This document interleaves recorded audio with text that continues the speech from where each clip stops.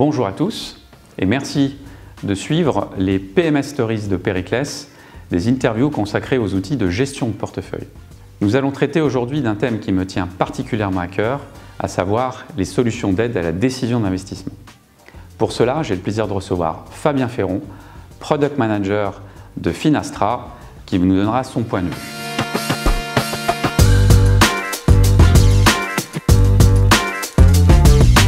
Bonjour Fabien. Bonjour Raphaël, merci de me recevoir dans vos locaux. Fabien, peux-tu nous présenter brièvement Finastra? Alors Finastra, en quelques mots, c'est 8600 clients, 2 milliards de chiffre d'affaires et des activités très variées.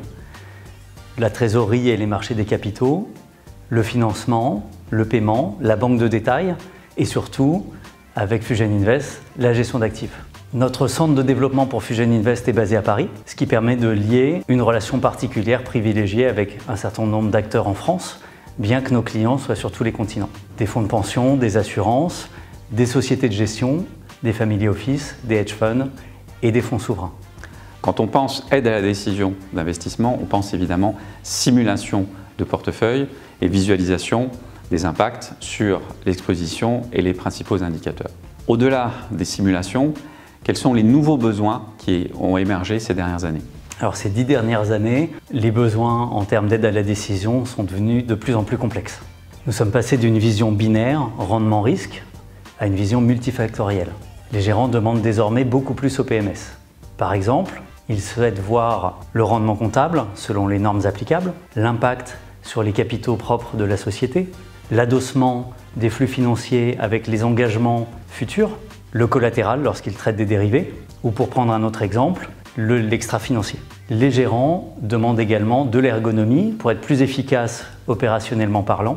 Les sociétés, les fournisseurs de services et de PMS tels que Finastra ont dû s'adapter pour répondre à ces défis. Intéressons-nous un instant aux besoins des investisseurs institutionnels et de la gestion assurantielle. Solvabilité 2 est rentré en vigueur en 2016 et a amené son lot de nouveaux besoins en matière de décision d'investissement. Est-ce que tu considères, Fabien, qu'en 2023, tous les besoins ont été couverts?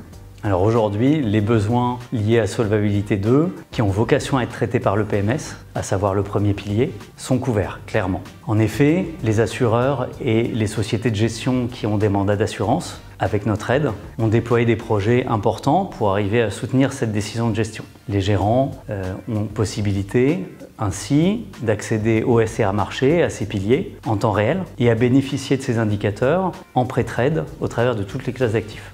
Quels sont les challenges aujourd'hui? Principalement autour des données sources et des proxys, qui nécessitent une attention particulière afin de fournir aux gérants des informations de qualité. À l'avenir, des ajustements sont à prévoir du fait de la crise financière et sanitaire, des ajustements principalement de volatilité et autour de l'extrapolation des taux sans risque. Le projet de réforme est à l'étude à Bruxelles et devrait être mis en application vers 2025-2026. Les optimiseurs de portefeuille sont rarement proposés nativement par les solutions de place. Pourquoi selon toi? Alors tout à fait, il était rare de proposer des solutions d'optimisation dans les PMS, principalement car l'optimisation est une affaire de spécialistes, en particulier lorsqu'elle est complexe et nécessite des ressources quantitatives. C'est le cas par exemple de l'optimisation non quadratique, optimisation de SCR, optimisation de value at risk. Néanmoins, les choses changent. Et dernièrement, nous avons vu une convergence entre les outils d'optimisation et les PMS.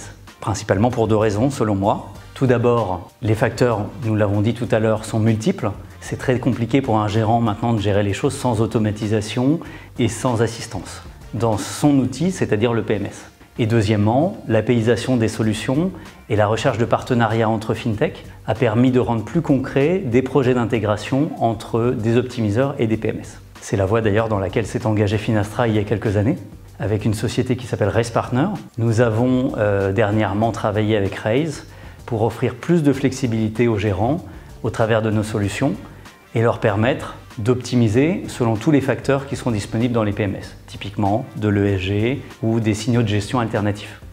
Tu parlais de ESG. C'est vrai que la finance durable est devenue désormais un must-have dans la gestion financière. Pour autant, on voit que les acteurs sont encore hésitants, et notamment les gérants d'actifs, lorsqu'il s'agit d'exprimer leurs besoins en matière d'outils à décision.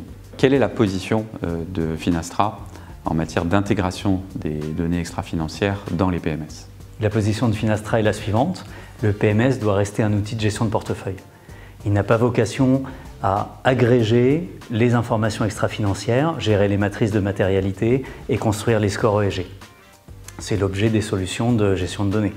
Néanmoins, le PMS doit rester suffisamment ouvert pour permettre de charger les données, donner ces indicateurs agrégés au niveau des stratégies, au niveau des portefeuilles pour que le gérant puisse en disposer, principalement lorsqu'il fait de la simulation et qu'il cherche à visualiser l'impact de sa simulation sur ses scores pour des besoins de règles de compliance pré-trade ou post-trade sur l'ESG, pour optimiser, nous en parlions tout à l'heure, ou pour analyser de la performance selon cet axe. En définitive, ces indicateurs clés doivent être mis à disposition non seulement du gérant dans le PMS, mais aussi de toutes les équipes qui le soutiennent dans son quotidien, c'est-à-dire le middle office, le risque, le contrôle.